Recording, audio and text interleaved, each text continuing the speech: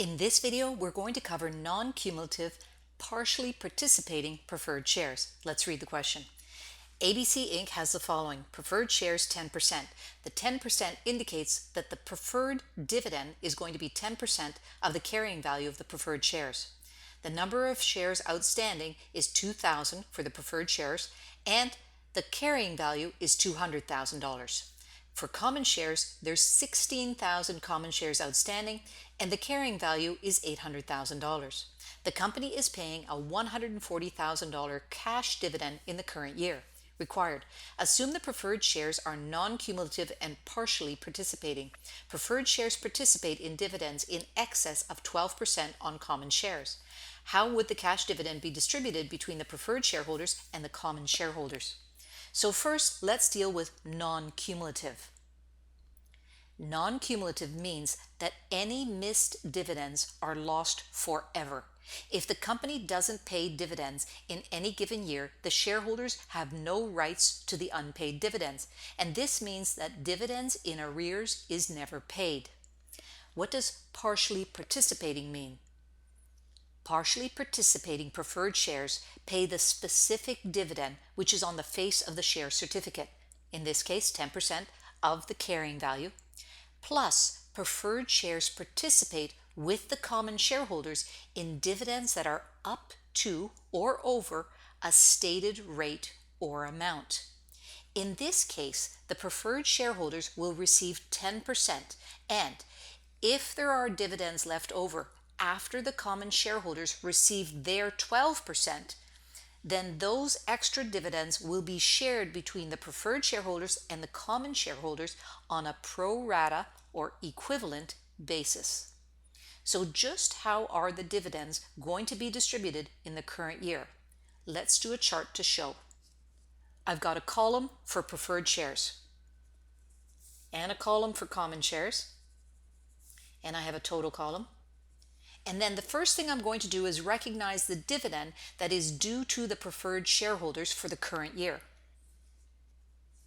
I'm going to take the 10% and I'm going to multiply it by the carrying value, which is 200,000 for the preferred shares. That's equal to 20,000, so I'm putting 20,000 under the preferred share heading for the column and also 20,000 under the total column. Next, I'm going to pay the common shareholders as long as there is cash remaining, and there is because we've got the $140,000 original amount, subtract the 20,000, so there's $120,000 remaining. So now we're going to pay the common shareholders their 12%. So that's going to be 12% multiplied by the carrying value for the common shares, which is $800,000, and this is equal to $96,000. which goes under the common share column and the total column. Now what we have to do is we have to calculate the participating dividend. Let's do that on a new page. First, let's calculate the remaining dividend. That's going to be the $140,000. Subtract the $20,000 for the preferred shares, subtract the $96,000 for the common shareholders, and that amount is $24,000. That's the remaining dividend that will be distributed between both the preferred shareholders and the common shareholders. Next, we have to calculate the total carrying value of the shares that are available for participation. The carrying value of the preferred shares is $200,000, and the carrying value of the common shares, $800,000. Total carrying value, $1 million. Now, the remaining dividend available must be used to calculate the rate of participation. We calculate that as the remaining dividend available divided by the total carrying value of participating shares.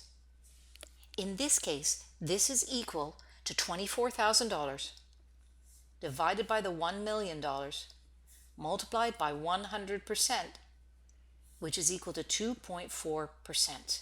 That is the rate of participation. So we can now calculate the participating dividend. We're going to take the preferred shares first. 2.4% multiplied by the carrying value of 200,000 is equal to $4,800. That's the participating dividend for the preferred shareholders. For the common shareholders, we're going to take the 2.4%. We're going to multiply it by the $800,000.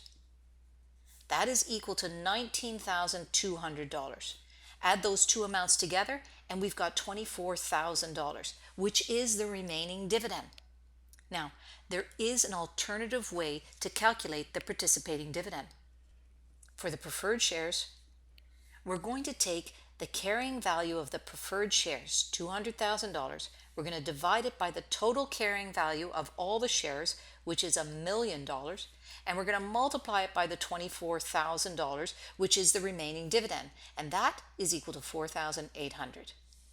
For the common shares, we're going to take the $800,000 divided by the total carrying value of all the participating shares, which is $1 million, multiply it by the $24,000, which is the remaining dividend, and this is $19,200. Total amount, $24,000, which is the remaining dividend. Now let's transfer that into our chart. The participating dividend is $4,800 for the preferred shares in the preferred share column, and it's also $19,200 for the common shares, and then the total, $24,000. If we add up each of these columns, we'll get the total dividend.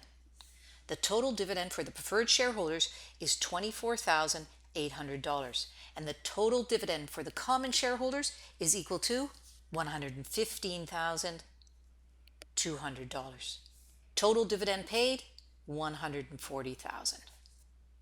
That's the method used to calculate a preferred share non-cumulative partially participating dividend payout.